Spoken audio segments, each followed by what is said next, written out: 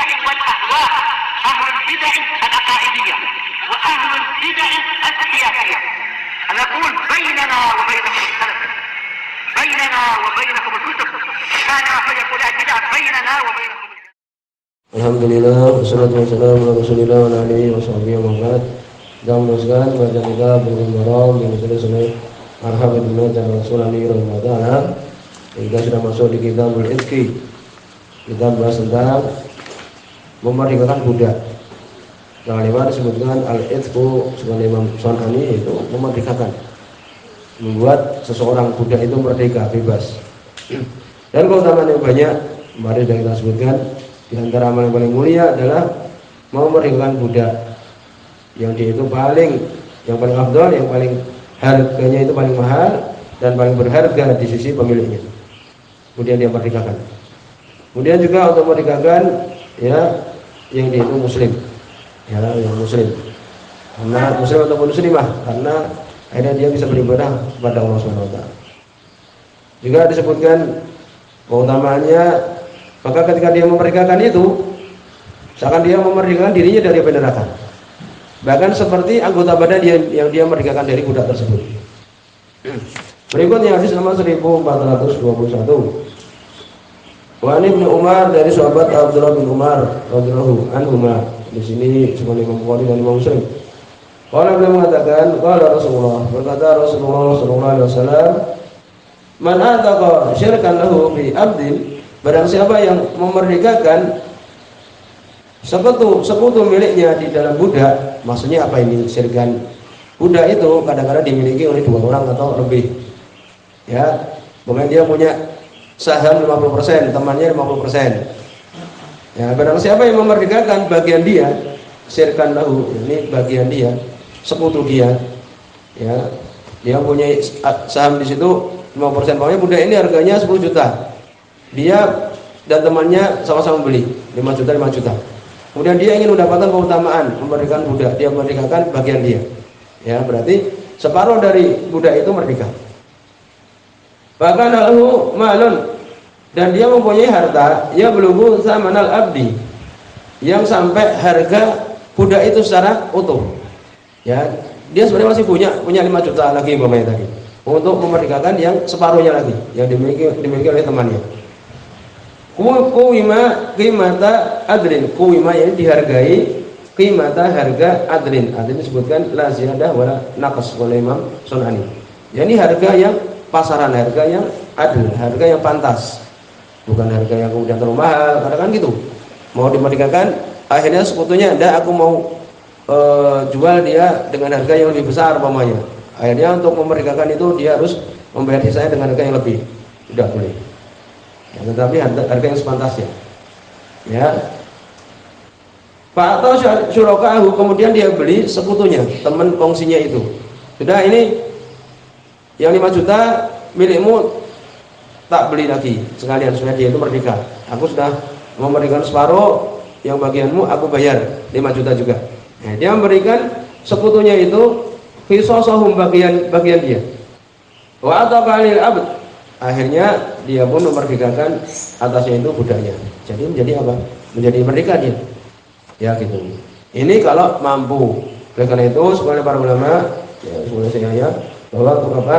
Untuk orang ini kalau dia masih punya uang lagi, bayar separuhnya. Nah, ini maknanya. Ini kalau mampu, ya. Wa illa, dan kalau tidak, ini kecuali ini kalau tidak, faqad ataqa minhu, maka dia telah memerdekakan dari budak itu ma'ataqa, makanya dia telah merdekakan. Ya, ini separuh saja yang merdeka. Yang separuhnya bagaimana? Separuhnya bukan hadis berikutnya ini. Ada hadis ini muttafaqun alaih. Hadis berikutnya hadis nomor 1422. Nanti yang disebutkan yaitu apa? Budaknya ini suruh bekerja untuk melunasi sisanya, dibayarkan kepada sekutunya tadi. Tapi itu pun hadisnya diperbincangkan di sini. Walau di sini sebagai Imam Bukhari dan Imam Muslim juga. Umumnya ini kembali kepada Bukhari Muslim. Hadis ini terjadi perselisihan yang sangat keras sekali di antara para ulama. Kita sekarang berbicara budak ini tidak ada, seakan-akan tidak ada manfaatnya kan di itu. Ini sekedar mendekatkan diri kepada Allah, karena tidak ada perbudakan sekarang ini. Ya, tapi kita sebutkan di sini. Hadis ini terjadi perselisihan. Imam Daruqutni memasukkan hadis ini termasuk hadis yang beliau kritik. Ya. Sedangkan Imam Bukhari boleh menguatkan dengan riwayat-riwayat yang banyak. Sampai disebutkan Imam Bukhari menguatkan ingin menyebutkan hadis ini sahih. Beliau menyebutkan riwayat Jarir bin Hazim, demikian juga Hajjaj bin Hajjaj, demikian juga Abban bin Musa untuk menguatkan riwayat yang beliau bawakan, yaitu riwayat siapa? Sa'id bin Abi Arubah dari Qatadah, dari Nadir bin Anas, dari Bashir bin Muhaik, an Abi Hurairah, dari Abu Hurairah dengannya. Kalau kita belajar ilmu hadis, ini termasuk kesempatan untuk mendalami tentang ilmu hadis. Ya, ini menunjukkan terjadinya pembelaan satu dengan yang lain. Ibnu Hajar sebagaimana biasa maka beliau mendukung Imam Bukhari, ya, menguatkan riwayat ini. Adapun ulama yang lain seperti Ibnu Mundhir, demikian juga Khattabi, demikian juga Khatib Al-Baghdadi, demikian juga semua para ulama, demikian juga tadi Imam Daruqutni tentu saja, ya, demikian juga Abu Bakar As-Saburi, Imam Nasai dan sebagainya merojihkan ini adalah ucapan Qatadah atau semisal itu. Ya, ini dhaif tambahan ini. Apa itu? An-Nabi Hurairah, dari Abu Hurairah radhiyallahu wa illa, dan kalau tidak, ini kalau tidak mampu atau kalau tidak kuima alaihi, untuk dihitung harganya atasnya, ini harganya berapa, wastus iya, dan dipekerjakan dari si ayah, ini dia dipekerjakan, disuruh kerja, ya, budak ini untuk kemudian dia membayar diri dia sendiri. Fero maskukin alaih, dengan tidak memberatkan dia, suruh kerja untuk melengkapi, ya, supaya dia itu merdeka. Namanya mukatab, ini menulis dirinya supaya nanti setiap bulan membayar sampai dia merdeka sendiri. Saya mau beliau mendukung pendapat Imam Bukhari, ya, demikian juga Ibnu Hajar, ya, ketika Ibnu Hajar bilang mati-matian Imam Bukhari. Wala alam insyaallah benar, ya, untuk dia bekerja semampu dia.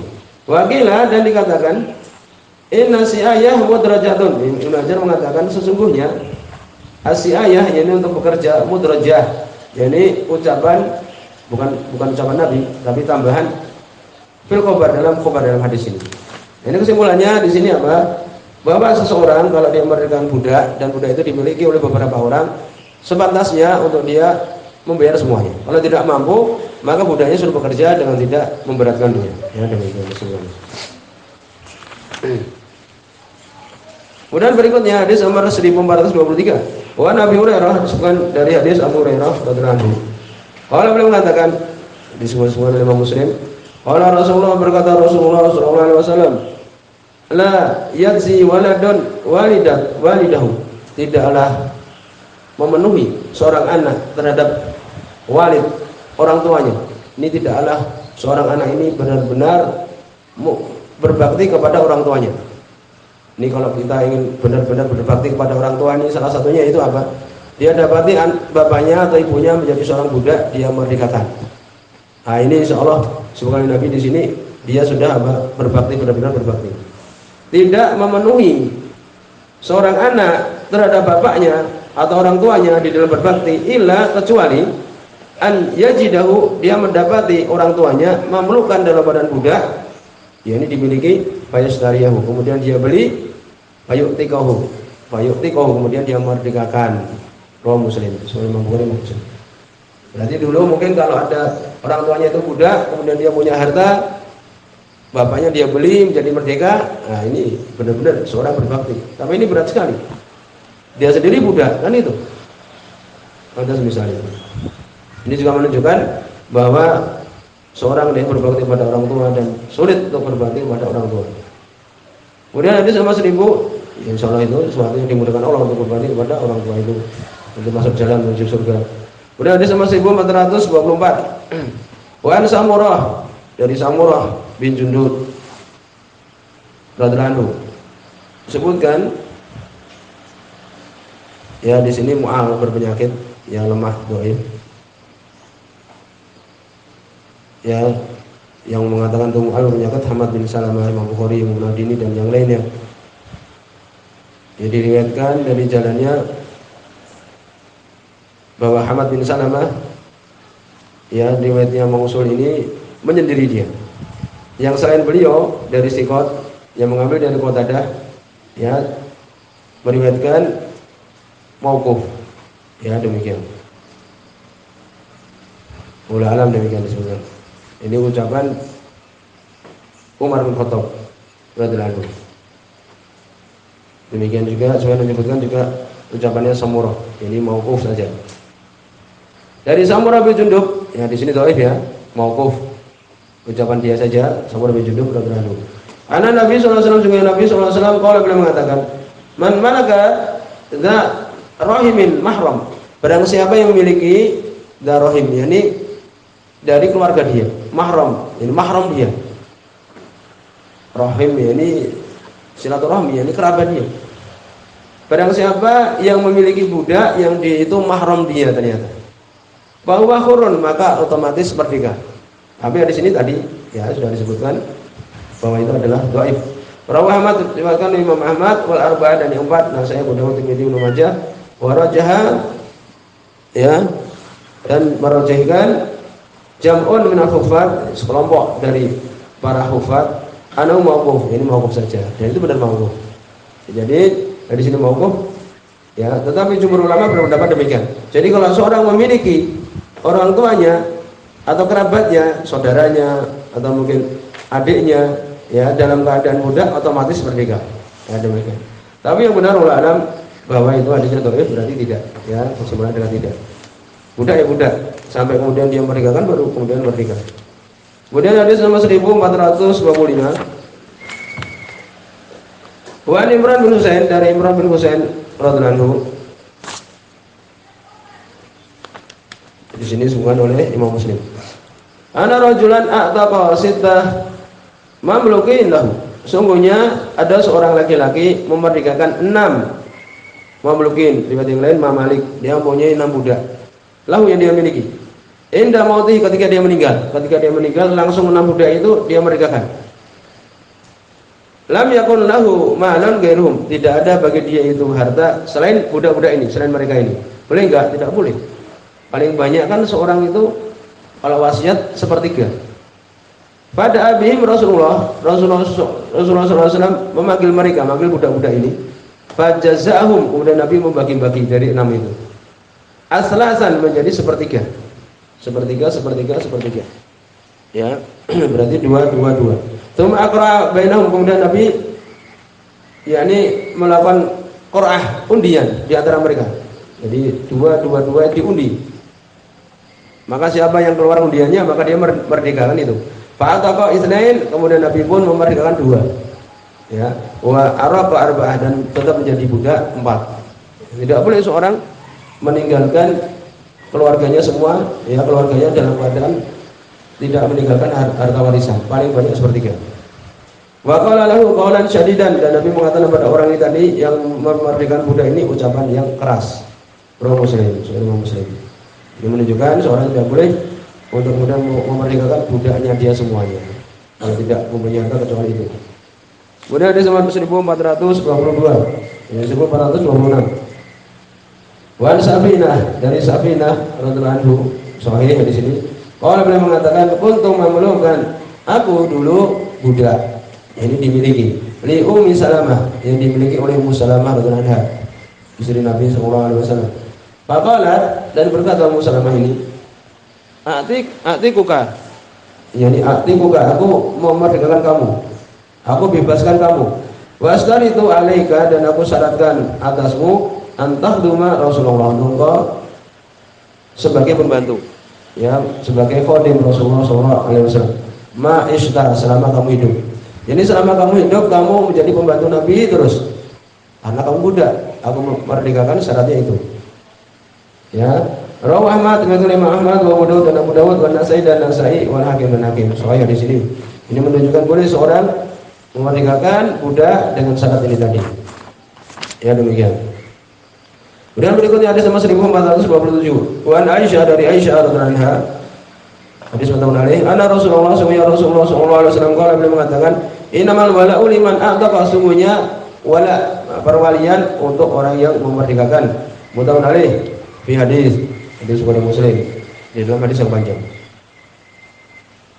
Kemudian hadis nomor 1428. Wa an Ibnu Umar, dari Abdullah bin Umar radhiyallahu anhu. Hadis ini ya sebutkan juga asalnya dalam Bukhari dan Muslim. Ya demikian. Soalnya di sini kalau beliau mengatakan, kalau Rasulullah dan Abdul bin Umar radhiyallahu beliau mengatakan berkata Rasulullah SAW, al-wala luhmatun kaluhmatin nasab. Wala perwalian itu adalah luhmah, itu lahm. Ya seperti yang disebutkan oleh Imam Sunani kama tukhalitu lahmah. Sebagaimana bercampur dengan daging. Perwalian itu adalah apa? Daging atau potongan daging kalau mati nasab, sebagaimana potongan daging dalam nasab. Ini seperti apa? Seperti nasab, mewarisi dan sebagainya. La yuba wa la yuhab, tidak boleh dijual belikan dan tidak boleh dihadiahkan. Rawi Syafi'i, sunan Imam Syafi'i, wa Ibnu Hibban dan Hakim, disebutkan oleh Ibnu Hibban dan Hakim, wa asluhu, dan asalnya fi sahihain, di dalam Bukhari dan Muslim, digini hadal lafaz, dengan selain lafaz ini. Ini hampir mirip dengan lafaznya. Lafaznya yaitu naha an bai'wala wa hibatihi. Nabi melarang dari jual beli wala dan yakni hibah, menghadiahkan. Maka ini ya disebutkan wala, yang disebutkan wala itu adalah apa? Al-maula, ya. Itu adalah rabita baina sayyid wa abdihi, pengikat antara tuan dan budaknya. Tahu, ini wala itu adalah pengikat antara tuan dan budaknya. Ya. Al-mu'taq yang dimerdekakan. Ya disuruh biha sayyid min atiqihi. Tuan ya dia mewarisi dari budaknya. Itu. Jadi dia seperti nasab. Ya, dia kalau dimerdekakan, kalau budaknya ini punya harta, diambil oleh tuannya. Ini namanya wala. Ya demikian. Dan dia seperti apa? Potongan daging. Seperti nasab juga. Ya demikian. Jadi tidak boleh untuk jual beli wala ini. Dan di sini ya selesai bab ini, nanti masuk yang pembahasan ini, nanti masuk bab yang baru. Di sini sebenarnya.